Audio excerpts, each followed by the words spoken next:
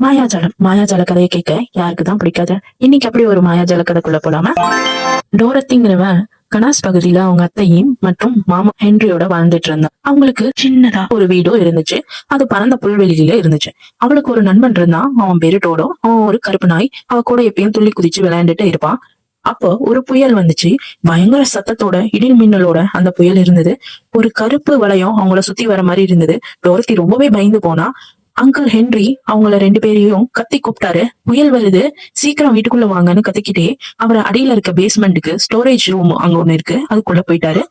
டோடோவும் டோரத்தியும் உடனே வீட்டுக்குள்ள போய் அவங்க கட்டில் கடியில வந்து ஒளிஞ்சுக்கிட்டாங்க. அப்ப புதுமையா நிறைய விஷயம் நடக்கிற மாதிரி இருக்கு. அவங்க வீடே பறந்து போற மாதிரி இருக்கு. காத்து ரொம்ப பயங்கரமா அடிக்குது. டோடோ கட்டில விட்டு வெளியே வந்து குழைச்சிட்டு இருக்கான். டோரத்தியும் வெளியே வந்து அவனை கையில ஏந்திக்கிட்டா. புயல் அவங்க வீட்டை ஏதேதோ பண்ணுது. அவங்களுக்கு ரொம்ப பயமா இருந்தனால ஒரு கட்டத்துல டோரதி புயல்ல நல்லா தூங்கி போயிட்டா. பல மணி நேரம் கடந்து போகுது. சொல்லுன்னு ஒரு சூரிய வெளிச்சம் அவங்க ஜன்னல் வழியா அடிக்குது. டோரத்திய டோடோ தான் எழுப்புறான். இப்ப நம்ம எங்க இருக்கோம் டோடோ? அங்கிள் ஹென்ரியும் ஆன்டியும் பத்திரமா இருப்பாங்களா அப்படின்னு பாக்கலான்னு போக அந்த கதவை திறக்கிறான். அப்பதான் அவங்க ஒரு மேஜிக்கல் லேண்ட்ல இருக்கிறதா ஃபீல் பண்றா. சுத்தி பறந்த புல்வெளி, நிறைய மரம், நிறைய பூக்கள், குட்டி குட்டியா பர்பிள் நிறத்துல சின்ன சின்னதா பறவைகள் அவங்கள சுத்தி வருது. அப்படி ஒரு அழகான காட்சி அவ பாத்துட்டு இருக்கா. அப்ப சின்னதா மெல்லியதா மனுஷங்க பேசுற மாதிரியான சத்தமும் அவளுக்கு கேக்குது. 3 பேர் சர்க்கிள்ல நிக்கிறாங்க. கூடவே ஒரு பெரிய சூனியக்காரியும் இருக்கா. 3 குள்ளர்கள். அவங்க டோரத்தி ஹைட்டுக்கு தான் இருப்பாங்க. ஆனாலும் அவங்கள பார்த்தாலே தெரியும் அவங்க வளர்ந்த மனிதர்கள். அந்த குள்ளர்கள் வளர்ந்து நல்ல தாடி வச்சுக்கிட்டு சூனியக்காரிகள் போடுற தொப்பிய போட்டிருக்காங்க. சூனியக்காரியும் வெள்ளை கவுன்ல பெரிய தொப்பி ஒண்ணு போட்டிருக்கா. நாய் அவங்கள பார்த்து குலைக்குது. அப்ப அந்த சூனியக்காரி டோரத்திக்கு வந்து நன்றி சொல்றா. எங்களை எல்லாம் விடுவிச்சதே நீதான். நீ ஒரு கொடூர சூனியக்காரிய கொண்டு இருக்க, அதுக்கு ரொம்ப நன்றி அப்படின்னு சொல்றாங்க. நீங்க தப்பா புரிஞ்சுக்கிட்டீங்கன்னு டோரத்தி சொல்லும் போது அந்த சூனியக்காரி ஒரு இடத்த பாயிண்ட் அவுட் பண்ணி காட்டுற. வீடு வந்து புது இடத்துல லேண்ட் ஆனிச்சு இல்லையா, அதுக்கடியில ஒரு சூனியக்காரி மாட்டி செத்து போயிடுறா. இத பார்த்து டோரத்தி ரொம்பவே வருத்தப்படுறா. நாங்க சத்தியமா இதை பண்ணவே இல்லைன்னு ரொம்பவே வருத்தப்படுறா.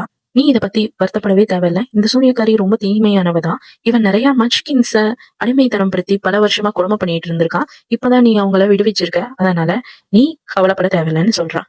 நீங்க ஒரு மச்கின்னா அப்படின்னு டோரத்தி கேக்குறா. இல்ல, நான் ஒரு நல்ல சூனியக்காரி, நார்த் சைட்ல இருந்து வரேன் அப்படின்னு அவ சொல்றா.